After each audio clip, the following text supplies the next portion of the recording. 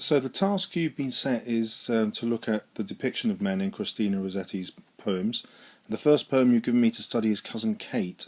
And what I'm going to say about all the poems you've asked me to look at is that they put men and women in a kind of fairy tale world, or if you prefer, the world of courtly love, in which the role of the male is to respect and somehow worship the female, and his love is seen as a gift that it's his duty to bestow, and a woman is only completed by that kind of love.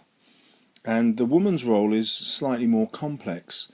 Partly it is to serve, but also there's this kind of repressed sexual tension, and it's also her job to release that.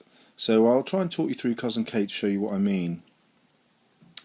So here she is first presented deliberately as a virgin, as a maiden, in the first verse. And that's immediately, through enjambment, contrasted to hardened by sun and air. Now, obviously there's a sexual metaphor going on here.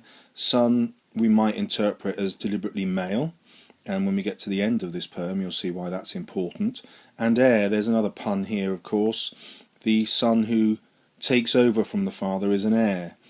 And this constant exploration of what it means to be a man keeps coming back to this symbol of power. A man is like a king, or almost like a god, as the son is. And the heir again is male and holds power. Again, the woman is contented with my cottage mates, not mindful I was fair. And so this is important. A woman's role in contrast is to be beautiful, but not to know it. The man who has betrayed her, as we'll later find out, is still a great lord. Well, that may be sarcastic in tone, but I think its primary meaning is probably at face value. She values him as a great lord, and it's the male's role to be a lord, to have that gift of love to bestow. Why did the Lord find me out? Now, this is quite interesting because, again, it has a double meaning, and you can see she's addicted to these in her poetry. He's found her out by literally finding her and claiming her for his own, but also he's found out her true nature. He's filled her heart with care. And do you remember I said at the beginning that the woman's role appears to be to serve, and here it is care of him. He lured me to his palace home, woe is me for joy thereof. And again, this is her true nature. Although she's been lured, hunted if you like, or tricked, that's led to joy, and that's the joy she will still have at the end of the poem. This is contrast immediately to how others view her life. It's shameless and shameful. But interestingly, the shameful might be the outside perspective, and the shameless a liberation. She has been liberated by the love of a real man, a lord. Someone who is at the pinnacle of his sex. And by sex here, I mean gender, his role as a male. His plaything and his love.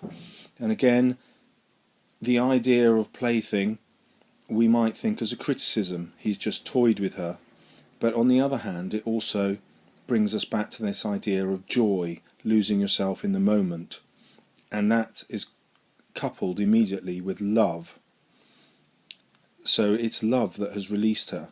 She doesn't seem to blame him for loving her, and is probably quite grateful, despite the fact that she's been betrayed. Further evidence of this is offered with this weird idea of the golden knot. He wore me like a golden knot. She has become exalted, golden, and she is like a knot. She has clung on to him. It's her job to satisfy him. And in return, he changed me like a glove. And this is an extraordinary image. Why pick on it? As a simile, we'd probably never guess that glove was coming next. Well, obviously there's the sexual metaphor involved. The glove fits perfectly into the hand. It's a penetrative metaphor, a sexual one, but it's not threatening, is it? It's one of comfort and complete fitting. He has completed her. And again, the male's role here seems to be to complete the female. So now I moan. Again, we've got sexual imagery again, but it's a moan of satisfaction here, which is contrasted to the apparent complaint, the moan about being unclean. But of course, if we go back to the earlier image about being found out, unclean could be her true nature, and it's not necessarily one she objects to, who might have been a dove. Now this contrast is really interesting. Love has been transformed by one letter, just as it was in glove, but in glove the letter was an addition. As a glove she is more complete, whereas the contrast, a dove, is somehow less than love. And this is important because cousin Kate is going to be contrasted to a dove with her wing, and although she attains marriage, which society sees as a high estate, she does not attain love. Glove still has love within it, just like the glove holds the hand.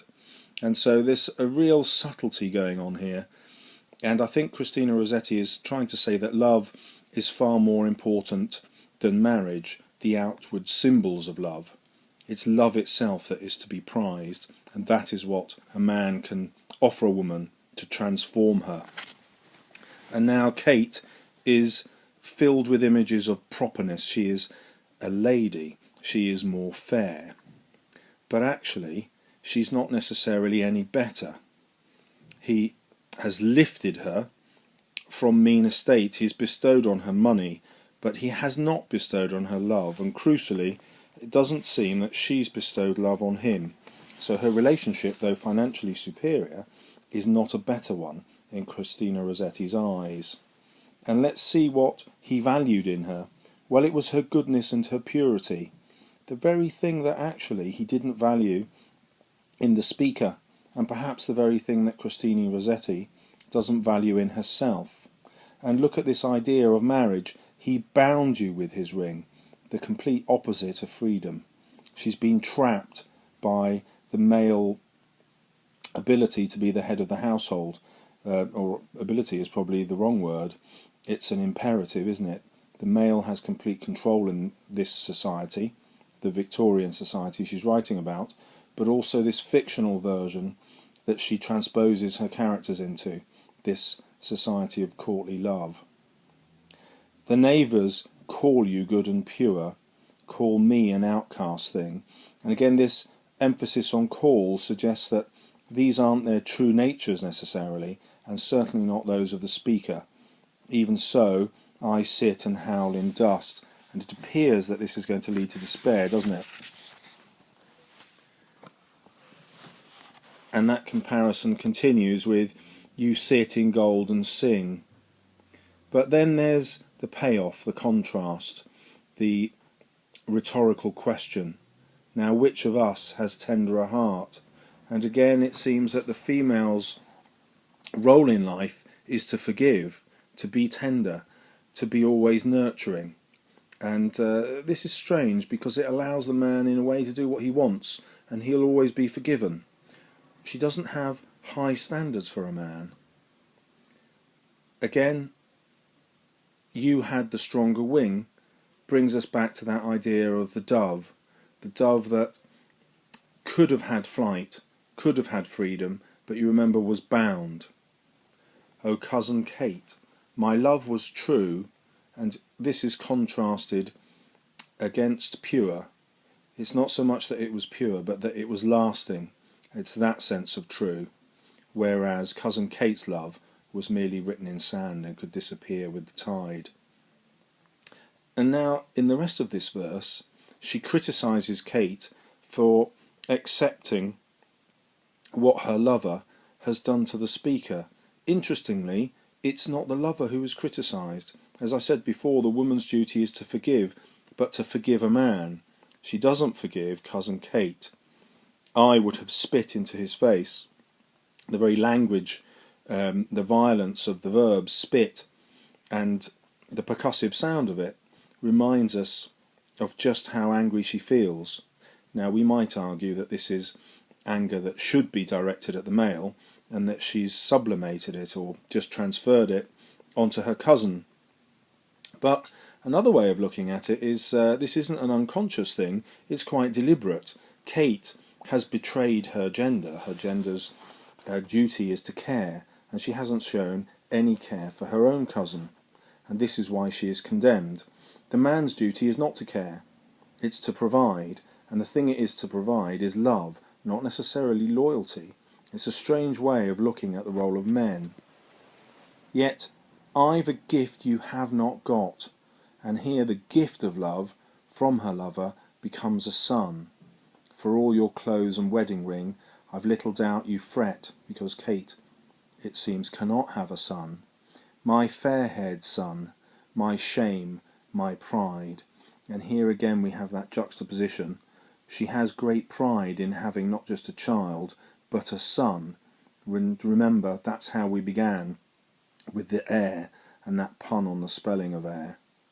And pride wins out over shame. Shame is how others see her, but she sees herself as prideful. Cling closer, closer yet. And now she brings us to another sexual image. Your sire would give broad lands for one. And the metaphor here is sire as king, but also a sexual one. A horse will sire a mare. In other words, she's been treated as an animal. Kate, that is, but she cannot reproduce, whereas the speaker can. And she is the one at last who's rich, although she may be in the dust.